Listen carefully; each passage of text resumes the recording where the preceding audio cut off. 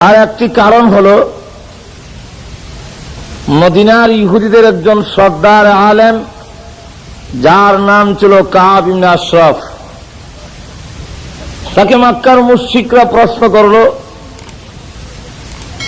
যে আমরা যারা বাইতুল্লাহ জিয়ারত করতে আসে তাদেরকে পানি পান করাই, তাদের খাবার দাবার টাকার ব্যবস্থা করে দেই, কিন্তু আমাদের দেশে যিনি নবী দাবি করেন তাকে এই সুযোগ দেওয়া হয় না।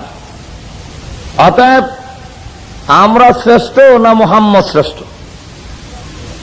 আপনাদের কিতাবে কি লেখে? কাব ইবনে আশরাফ ভালো করেই জানে শ্রেষ্ঠত্ব কার, কার সম্মান বেশি, এটা তার ভালো করেই জানা আছে। কারণ তাদের কিতাবে আমাদের নবীর আলোচনা আসেনি না নাই? আর একটু জোরে কোন আসেনি না নাই? এক ইহুদি বলেন যে আমি তাওরাত কিতাব উল্টে দেখি 3 জায়গায় মুহাম্মদের নাম লেখা আছে, আর যেন কেউ না পায় এই জন্য 3 জায়গা থেকে মুহাম্মদের নামটা ছিঁড়ে ফেলে দিলাম। পরবর্তীতে তাওরাত কিতাব উল্টে দেখি 6 জায়গায় মুহাম্মদের নাম, 6 জায়গা থেকে মুহাম্মদের নাম ছিঁড়ে ফেলে দিলাম। পরবর্তীতে তাওরাত কিতাব উল্টে দেখি 9 জায়গায় মুহাম্মদের নাম, 9 জায়গা থেকে মুহাম্মদের নাম ছিঁড়ে ফেলে দিলাম। পরবর্তীতে তাওরাত কিতাব উল্টে দেখি 12 জায়গায় মুহাম্মদের নাম।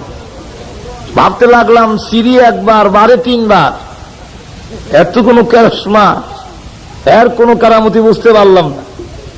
বুঝার জন্যে ইহুদিদের মাঝে একজন বিজ্ঞ বড় আলেমকে জিজ্ঞাসা করলো, ভাই মুহাম্মদ নামটা পাওয়ার পরে ছিঁড়ে ফেললাম, সিরি একবার, বারে 3 বার, এটার কারণ কি? ওই ইহুদি আলেম ডাকতে বলে, আরে নির্বোধ কোথাকার, কোথায় হাত দিয়েছ? এই নাম যদি ছিঁড়তে থাকো আল্লাহর কসম করে বলি পুরা তাওরাত ইনজিলের মধ্যে মুহাম্মদ নাম ছাড়া একটি অক্ষরও বাকি থাকবে না। পুরা তাওরাত ইনজিলে অক্ষর ছিঁড়তে থাকলে মুহাম্মদের নাম হয়ে যাবে সমস্ত হরফ, একটা অক্ষর বাকি থাকবে না। কারণ এই নামের হেফাজতের দায়িত্ব স্বয়ং আহকামুল হাকিমিন আল্লাহ রাব্বুল আলামিন গ্রহণ করেছে। তাহলে তাদের কিতাবে আমাদের নবীর নাম আসেনি না নাই? আরো জোরে এখন আসেনি না নাই? কি পরিমাণ আছে বোঝার জন্য আরেকটি ঘটনা আপনাদের সামনে তুলে ধরতে চাই। সেটা হলো সিরাতুল মুস্তাফার মধ্যে আল্লামা ইদ্রিস কান্দলবী রাহমাতুল্লাহ আলাইহি লেখেন, রাসূলের যখন বয়স 12 আবু তালিবের সঙ্গে গিয়েছেন সেখানে সিরিয়ায় গিয়ে ইহুদিদের তাঁবুর কাছে, ইহুদি এক গির্জার কাছে তারা অবস্থান করলেন, তাঁবু গাড়লেন। ইহুদি আলেম তাঁবুর ভিতর, গির্জার ভিতর থেকে বের হয়ে রাসূলের হাত ধরে জিজ্ঞায়, এই ছেলের নাম কি? আবু তালিব জবাব দেয়, এই ছেলের নাম মুহাম্মদ সাল্লাল্লাহু আলাইহি ওয়াসাল্লাম। তার বাবার নাম কি? আব্দুল্লাহ, মার নাম আমেনা। ওনারা আছেন কি? নাই। কোন বংশে জন্ম নিয়েছে? কোরাইশ বংশে। আচ্ছা, আপনার নাম? আমার নাম আবু তালেব। আপনি কি হন? বলে আমি তার চাচা হই। আরে আবু তালেব, তুমি কি তোমার ভাতিজার কল্যাণ চাওনি? তোমার ভাতিজার ভালো চাও নাকি? বলে হ্যাঁ অবশ্যই চাই। তাহলে আর একটা মিনিট দেরি করো না, তাকে নিয়ে বাড়িতে চলে যাও। কারণটা কি? কারণ হলো এই দেশে তার অনেক দুশমন আছে, তারা যদি জানতে পারে তোমার ভাতিজাকে হত্যা করে ফেলবে। অথচ হত্যা করতে পারবে না, দুনিয়ার কেউ মুহাম্মদকে শহীদ করতে পারবে না। আল্লাহ রাব্বুল আলামিন ডাক দিয়ে বলেন, নবী আমার আবু বকরের পাহারাদারি আপনি সরায় ফেলুন, তালহা জুবাইরের পাহারাদারি সরায় ফেলুন। দুনিয়ার কোন শক্তি আপনাকে হত্যা করতে পারবে না, শহীদ করতে পারবে না। কারণ আমি আল্লাহ হলাম আপনার 24 ঘন্টার পাহারাদার। মারবে কেন? হত্যা করবে কেন? আমার ভাতিজা কি তোমাদের কাউকে মারে দিছে নাকি? না। কারো টাকা আত্মসাৎ করছে তো না? এত দুশ্মনী কেন? আবু তালেব দুশ্মনী হওয়ার কারণ হল তোমার এই বাতিজা সর্বশ্রেষ্ঠ সর্বশেষ নবী হবে। তোমার বাতিজা পৃথিবীতে আগমন করার কারণে আগের যত ধর্ম ছিল সমস্ত ধর্ম বাতিল বলে গণ্য, বাতিল হয়ে গেছে। যাদের ধর্ম বাতিল হয়ে গিয়েছে তারা কিন্তু তার প্রতি জিদ বেড়ে গেছে, ওনাকে শহীদ করার চেষ্টা করবে, হত্যা করার চেষ্টা করবে। আবু তালেব ডাক দিয়ে বলে, ও ইহুদি আলেম, আমি দুইটা প্রশ্ন করব তোমাকে। একটি প্রশ্ন হল, আমি অনেক দিন ধরে এই দেশে আনাগোনা করি, কোনদিন তোমাকে গির্জার ভিতর থেকে বের হইতে দেখি না, আজকে বের হলে কেন? বের যদি না হতে তাহলে আমার বাতিজাকেও দেখতে না, বের হলে কেন? ওই ইহুদি আলেম ডাক দিয়ে বলে, আরে আবু তালেব, আমি আমার ঘরের ভিতরে মুরাকাবার হালতে ধ্যানমগ্ন অবস্থায় ছিলাম, আমার অন্তরের চক্ষু দিয়া তাকায়া দেখি তোমাদের এই কাফেলা যখন কোন বৃক্ষের কাছে দিয়া যায় এমনি ওই বৃক্ষে মাথা ঝুঁকাইয়া কাকে জানে সেজদা জানা। তাওরাত ইনজিলের মধ্যে লেখা আছে নবী ছাড়া বৃক্ষ তরুলতা কোনদিন কারো সামনে মাথা নত করবে না। এতে প্রমাণিত হয় তোমাদের কাফেলা একজন নবী আছে। আবু তালেব বলল, বেশ ভালো কথা, তো আমার ভাতিজাকে বলতে গেলেন কেন? আমাকে দেখছিল না? আমার চেহারা তো একবারে খারাপ না, আমারে কইতা। ইহুদি আলেম ডাক দিয়ে, আবু তালেব, তুমি কি লক্ষ্য করনি আমি একবার এই ছেলের দিকে তাকাই আবার চক্ষু বন্ধ করে কি যেন কল্পনা করি? হ্যাঁ দেখেছি, মাঝে মাঝে চোখ বন্ধ করে ফেলো, কারণটা তো বুঝি না। ইহুদি আলেম ডাক দিয়ে বলে, আমি একবার এই ছেলের দিকে তাকাই আবার চক্ষু বন্ধ করে আখিরি নবী রাহমাতুল লিল আলামিনের যত কোন কাল আমাদের কিতাবে লেখা আছে ওই দিকে একটু নজর দিয়া তাকায়া দেখি সমস্ত গুণগান এই ছেলের গায়ে দেখা যায়। ঠিক আছে, আমাদের কিতাবে লেখা আছে এই নবীর সাক্ষাৎ হলে তার প্রতি ঈমান আনা এবং তাকে সাহায্য করা। তো 40 বছর বয়সে তিনি নবী হবেন, এই সময় হয়তো আমি নাও পেতে পারি। আজকে যখন পাইলাম তো আমার এখানে দুপুরের খাওয়ানোর দাওয়াত। আবু তালিব কম মন্দ না, খাওয়ানোর একটা দাওয়াত তো হয়েছি। দুপুরবেলা খাওয়ান দিছে গাছের ছায়ার তলে। কোথায় দিছে? ঘুমাই গেছেন কেন কি আপনারা? একটু জোরে সোরে কোন কোথায় দিছে? গাছের ছায়ার তলে। খাবার দেখ ওই ইহুদি আলেম লক্ষ্য করে দেখে যার উসিলায় খাবারের আয়োজন করা হয়েছে তিনি তো নাই। জিজ্ঞাসা করেন, আবু তালেব, তোমার ভাতিজা কোথায়? আমার ভাতিজাকে ওট রাখালি এবং তাবুর দায়িত্ব দিয়েছি, আমরা মুরব্বীর আগে খাবো, পরবর্তীতে আমার ভাতিজা এসে খাবে। ইহুদি আলেম ডাক দে বলে, আবু তালেব, যার উসিলায় খাওয়ানোর আয়োজন করলাম তাকে বাদ দিয়েছ। বিয়ার রাত্রিতে জামাই সারা জামার বাপকে যদি আনা হয় তথাপি খাওয়ান দেওয়া হয় না। এই তাজপুর শেরপুর এলাকায় দেয় তো নাকি? আরো যেরকম দেয়। বিয়ার রাত্রিতে জামাই সারা জামাইয়ের বাপ যদি আসে, ঘুমাই গেছেন গে শুনো এত জোরে আমার ওই ইহুদি আলেম আবু তালেব, যার উসিলায় খাওয়ানোর আয়োজন করেছি তাকে বাদ দিয়েছ। খোদার কসম করে বলি, ওই ছেলে খাবারে অংশগ্রহণ না করলে একটা লোকমা খাবার তোমাদেরকে দেওয়া হবে না। আবু তালেবকে বুঝছি, বাতিজা না এলে খাওয়ান পাইতাম না, রসুলকে আবার আনবে। আল্লাহ নবী এসে দেখেন সকলেই গাছের ছায়া দখল করেছে, তিনি আবার রৌদ্রে বসতে হয়, হাতে প্লেট নিয়ে যেই মাত্র রৌদ্রের দিকে পা বাড়ালেন এমনি তাকায়া দেখে গাছের ছায়াটা গড়ে গড়ে আল্লাহর হাবিব রাহমাতুল লিল আলামিনের দিকে চলে গেছে।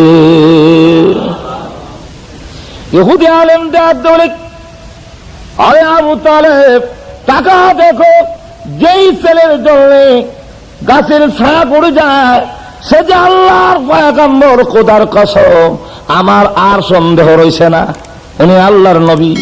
আর দেরি করো না, বাড়িতে চলে যাও। ইতিমধ্যে তাকায়া দেখে 20-25 জন ঘোড়সওয়ার ঘোড়া দৌড়ে কি যেন তালাশ করে। ইহুদি আলেম ডাক দিয়ে বলে, ও ঘোড়সওয়ার বাহিনী কি তালাশ করো? তারা ডাক দিয়ে বলে, আমাদের বাদশা আমাদেরকে প্রেরণ করেছে, যেই নবী আসলে আমাদের ধর্ম বাতিল বলে গণ্য হবে। এই নবী নাকি 12 বছর বয়সে চাচা আবু তালিবের সঙ্গে ব্যবসার উদ্দেশ্যে আজকে এই জায়গায় অবস্থান করবে, এটা নাকি আমাদের কিতাবে লেখা আছে। তাই আমাদেরকে প্রেরণ করেছে ওনাকে গ্রেফতার করে হত্যা করে ফেলার জন্য, যাতে আমাদের ধর্ম বাতিল না হয়। এমনি চোখ টিপ দিয়া ওই ইহুদি আলেম ডাক বলে, ওরে আবু তালেব, আমি কি বলি নাই আমাদের কিতাবে সব লেখা আছে, আর দেরি করো না, বাড়িতে তাড়াতাড়ি চলে যাও। যেরকম সুবহানাল্লাহ। তাহলে চিন্তা করুন, তাদের কিতাবে আমাদের নবীর আলোচনা আসেনি না নাই? এতগুলো টাকার পরেও ওই ইহুদি আলেম, ওই ইহুদি সর্দার কাব ইবনে আশরাফ ডাক দিয়ে বলে, সত্যকে দেখে এসে বলে, ওরে মক্কার মুশরিকেরা, তোমাদের শ্রেষ্ঠত্বই বেশি। যারা বিভিন্ন দেশ থেকে আসে, এই কাবা ঘরের ভিতরে দেবতা প্রতিমা নিহিত আছে, এগুলাকে তওয়াফ করার জন্য সারা বিশ্ব থেকে যে লোকজন আসে, চতুর্দিকে কাবা ঘরের তওয়াফ করে উলঙ্গ হইয়া তাদেরকে প্রশ্ন করা হয়, উলঙ্গ হও কেন তোমাদের মূর্তির সামনে এসে? ওরা জবাব দেয় যে এই কাপড় পরিধান করে আমরা গুনার কাম করি, এই কাপড় পরিধান করে মাবুদের সামনে কেমনে আসি, এই জন্য কাপড়গুলো ফালাইয়া দেই। কেমন বর্বর চিন্তা করেন! কাপড়গুলো তো শরীরের সাথে লাগানো হয়, তারপরে খুলে ফেলে দেয়। আর যেই যন্ত্রপাতি দিয়া গুনাহ করে, এটি কিন্তু কাটটা হালায় না। হাত আছে, পা আছে, চোখ আছে, আছে না? এটি কিন্তু কাটে না, কাপড়টি ফালাইয়া দেয়। কেমন বর্বর চিন্তা করে! এই বিভিন্ন দেশ থেকে লোকেরা আসে, তাদেরকে আমরা পানি পান করাই, তাদেরকে খাবার দেই। এবার বলো, আমরা শ্রেষ্ঠ না মুহাম্মদ শ্রেষ্ঠ? কাব ইবনে আশরাফ কয় না, তোমরাই শ্রেষ্ঠ, তোমরাই শ্রেষ্ঠ। সত্যকে গ্রহণ করে ফেলেছে।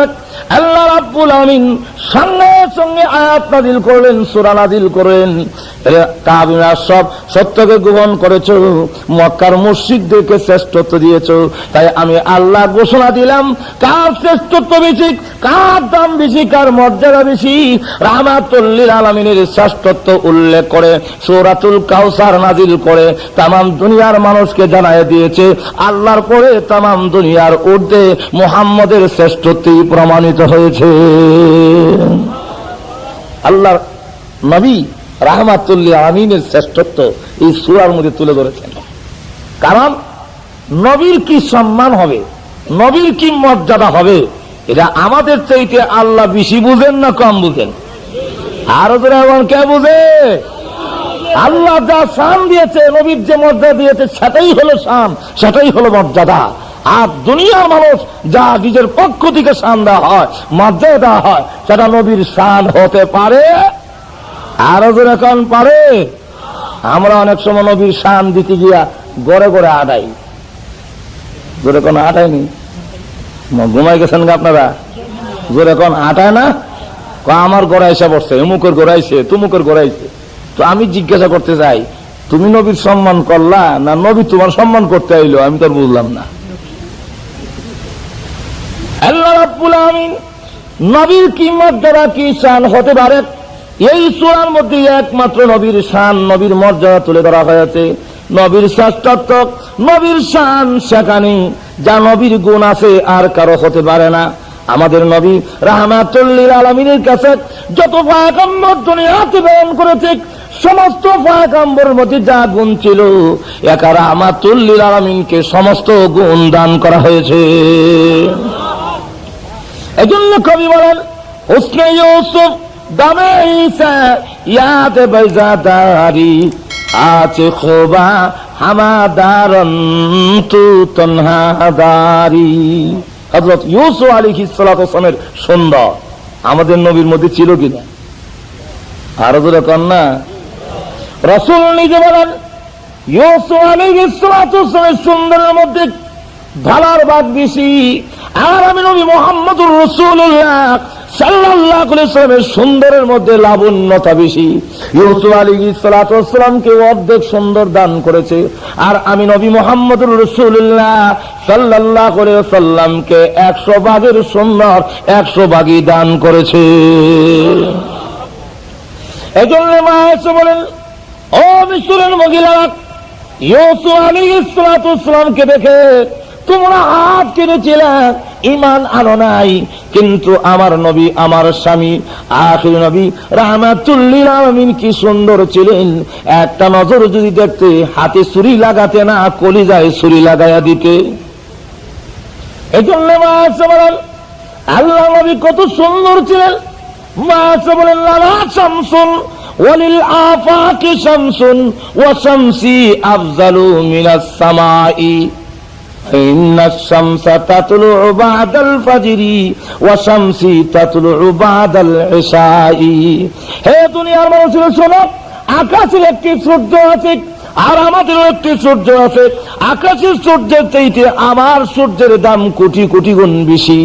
আকাশের সূর্য উদয় হয় ফজরের নামাজের পরে, আর আমার সূর্য উদয় হয় এশার নামাজের পরে।